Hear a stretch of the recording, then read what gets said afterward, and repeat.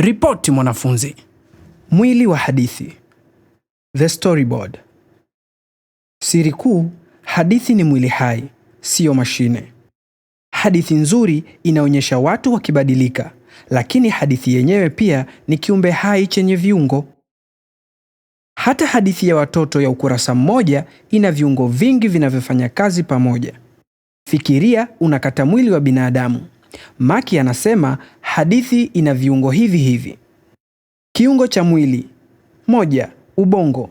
Sehemu ya hadithi ni moral argument au mandhari. Kazi yake katika hadithi, moral argument au mandhari inauliza, hadithi hii inasema nini kuhusu Mungu dhidi ya shetani? Au inasema nini kuhusu wema dhidi ya uovu?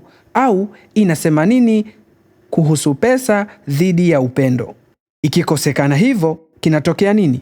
Hadithi haina maana. Ni kelele tu. Kiungo cha pili, moyo na damu. Moyo na damu katika sehemu ya hadithi ni character au muhusika. Muhusika katika hadithi kazi yake ni injini ya hisia. Tunapenda, tunachukia, tunalia pamoja naye. Na muhusika akikosekana katika hadithi, hadithi inakufa, hakuna mtu wa kumfuata. Kiungo cha tatu ni mfumo wa neva. Katika mwili wa hadithi tunaita revelations au ufichuzi. Ufichuzi kazi yake katika hadithi ni kipande kipya cha habari sawasawa na umeme. Aha, huyo ndiyo muuaji. Kipande hicho ndiyo ufichuzi. Kikikosekana katika hadithi, hadithi hii inabaki kimya. Hakuna mshangao. Kiungo cha 4, mfupa. Katika mwili wa hadithi tunaita story structure au muundo. Muundo au story structure katika hadithi kazi yake ni kushikilia kila kitu kisibomoke, mwanzo, kati, mwisho. Story structure au muundo wa hadithi ukikosekana, hadithi inakuwa jeli, inapita hapa na pale bila mpangilio. Kiungo cha 5 ni ngozi. Katika mwili wa hadithi tunaita scene au matukio. Kila scene ni ngozi moja. Inafunika mifupa na kutoa rangi. Ikikosekana scene katika hadithi, hadithi ni mifupa tu, hakuna maisha. Kiungo cha 6 ni viungo vingine ambavyo ni world, symbols na dialogies.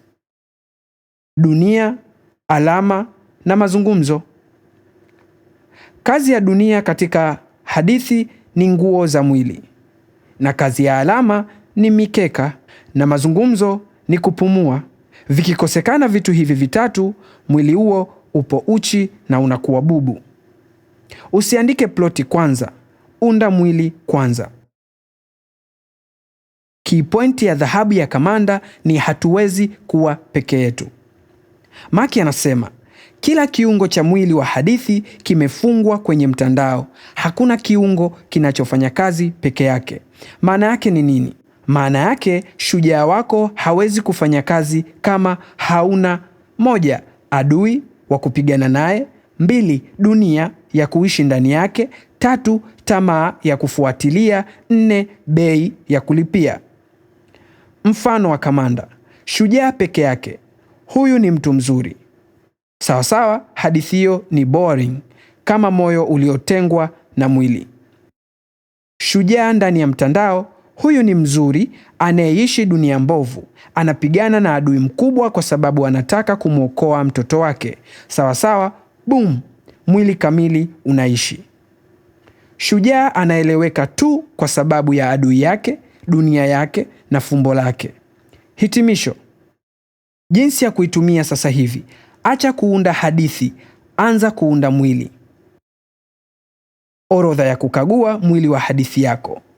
1. Ubongo upo? Hoja ya maadili au mandhari yako ni nini kwa sentensi moja?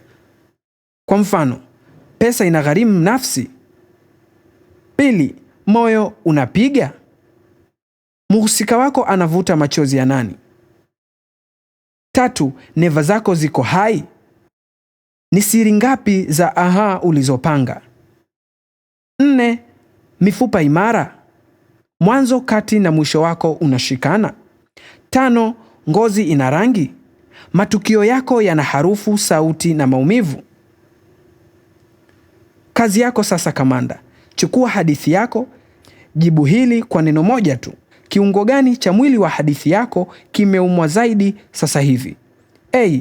Ubongo, sina mandhari au sina moral argument. Pili, B. Moyo, sawasawa, shujaa wangu ni boring. C. Mifupa, sawasawa, muundo wangu umebomoka. Andika A, B au C hapo chini, ni kuwekee bendeji papo hapo. Ripoti imekabidhiwa.